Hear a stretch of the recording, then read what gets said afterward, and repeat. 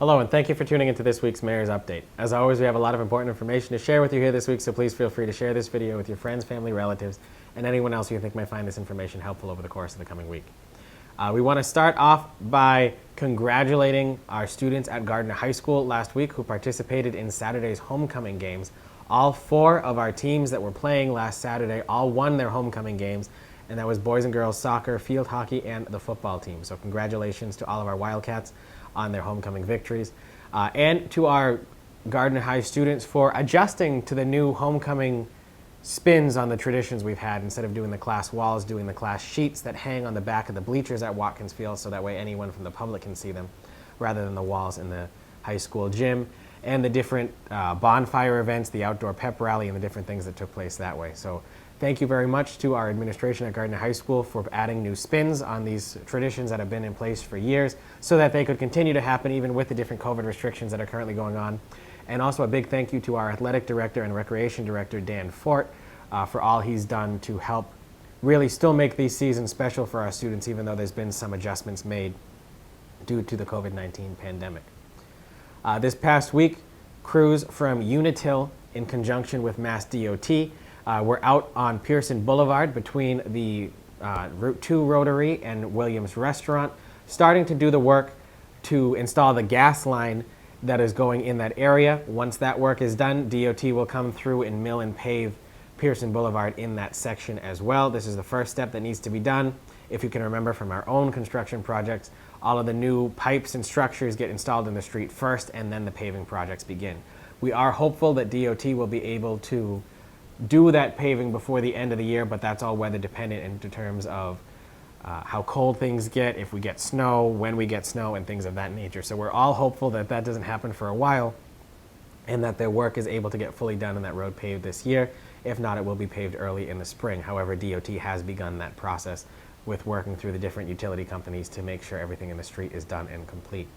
While we're speaking about our construction projects, Gardner crews will begin milling and pulverizing. That means, again, turning the road into a full dirt road and then putting 2 full coats of pavement. The last sections of Willis Road and Chapel Street down by the Willis Road pump station. It was mentioned a couple updates ago that the NCCI Gardner Prison Facility was upgrading their pump station that's located on Willis Road and had to run new pipes from the pump station to the NCCI prison facility itself. So the prison facility did pay the city $26,000 in order to postpone the work that's being done on those 2 streets so that they could finish all of the work that they needed to do. Now that that work is done, we'll go through and pulverize and pave those roads beginning on Monday next week. So if you live in those areas, please plan your commutes accordingly. Again, that's the end of Chapel Street and a very, very small section of Willis Road right at the intersection of Chapel Street as well. In terms of our other projects, our crews are still working with our water infrastructure project. However, the patching work over the trenches that are being installed has slowed down a bit. A couple of the crew members of the paving company that's coming in and patching over those trenches did get exposed to COVID-19, so they weren't out as much this week for one of the 3 crews that we have in the city. However, we expect that they will be back and helping to get back on schedule very shortly in the upcoming week, as well as those quarantines have been lifted and the negative tests received by those employees of the contractor who are performing that work. So that work will continue as well. That crew was in the Robillard and Wickman Road area, so that's why that work has slowed down. However, the work over on Parker Street and on Woodland Avenue and up on Pearl Street is still continuing. The crews at Woodland Avenue are hitting a lot of ledge underneath the street, so that has slowed down the work in that section. However, the other 2 crews are working quite well and keeping up with schedule, so that should be good as well. We want to remind the members of the public that this coming November 2nd municipal election, the state is requiring all cities and towns that have November elections this year to offer mail-in voting. So please know that if you wanted to vote by mail, you do have until 4 days prior to the election to register with the city clerk's office to obtain a ballot either by mail, or you can come and pick one up here as well in City Hall. Drop off the application. The application can either be found on the city's website, or there are printed copies in the city clerk's office here in City Hall. You can fill that out, and that is how you will receive your early ballot. Your early ballot can then be either mailed back to City Hall, placed in our drop box in front of City Hall, or returned in person directly to the city clerk's office. If you have any questions on that process, please contact either T, Faith, or John in the city clerk's office here in room 121 of Gardner City Hall, and they'll be happy to answer any questions for those. We also do want to remind the public of a couple of polling location changes for the upcoming November 2nd election. Ward 3 has moved to Gardner City Hall's Perry Auditorium. If you remember last year, the high rise, which is a state facility, would not allow us to use their facility for a polling location because of the risk of spreading COVID-19 among the older population that lives there. So they would not allow us to use that. So we had to move both 3A and 3B to the Acadian Club. And then due to spatial concerns at the Acadian Club, the polling location for both Ward 3A and 3B has been moved to Gardner City Hall. Again, so if you live anywhere in Ward 3, your polling location is now in Gardner City Hall. If you live in Ward 5A or 5B, the National Guard Armory is also not allowing the city to utilize their facility as a polling location this year because of the Department of Defense new mask mandate for all federal facilities. Now, since we cannot turn away any voters from a polling location, we were advised by the Department of Defense that we will not be allowed to utilize their facility, since we would have to turn away unmasked voters from utilizing their facility per the president's mandate for federal buildings. But there is also the national law saying that we cannot turn anyone away from voting. So they are not allowing us to use their polling place at all to avoid any confusion. As such, the City Council has voted to make the Ward 5 polling place the Polish American Citizens Club located at 171 Kendall Pond Road West in the city of Gardner, where we had our vaccination clinic early this year and several other programs as well. So if you are a resident of South Gardner in Wards 5A or 5B, your polling location is now the PACC, or you can vote by mail, as said earlier. If you have any questions on the polling locations and where you should vote, you can also contact the city clerk's office for that information as well. I want to say a congratulations to Horrigan Cleaners, who celebrated their 100th anniversary in the city this past week.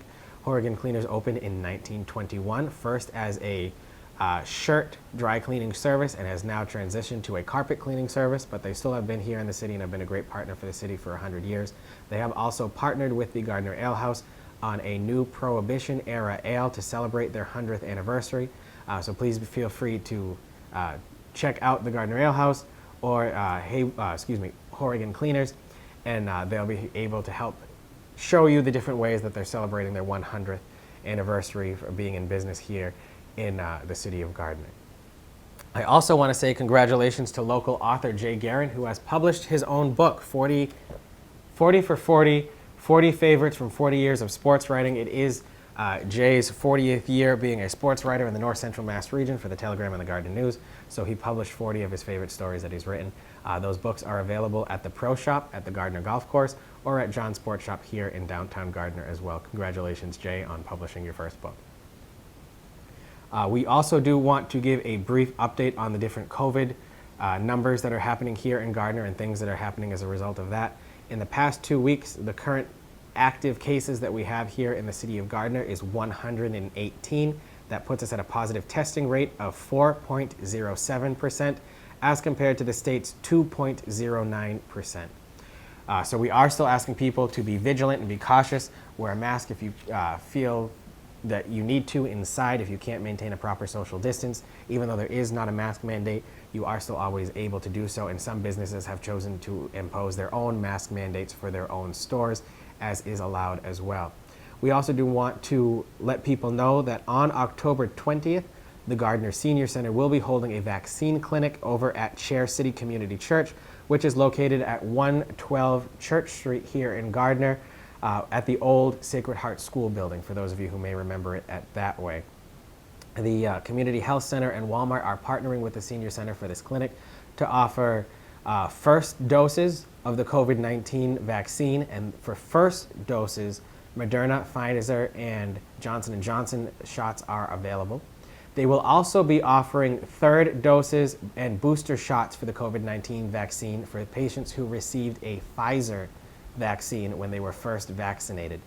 Again, the third doses are only for Pfizer patients, but you can receive your booster shot at that time. If you're interested in learning how to register for this vaccination clinic, either for your first dose or for your third dose, you can contact the Gardner Senior Center and talk to our director, Michael Ellis, and he will help get you registered for that event. There will also be a flu shot clinic taking place at the same time if you would like to receive a flu shot. You do not need to receive a COVID-19 vaccine in order to go get a flu shot. You can do one or the other, or both if you choose to. Again, contact the Gardner Senior Center for further information on that vaccination clinic. However, that concludes this week's update for now. We do want to give somewhat of a teaser for the public that there will be a big announcement coming in just a few weeks, so please make sure you are continuing to watch these updates for further information on how to view when that announcement becomes public and it gets released. But we wanted to put out there that there is something very exciting for the city coming out.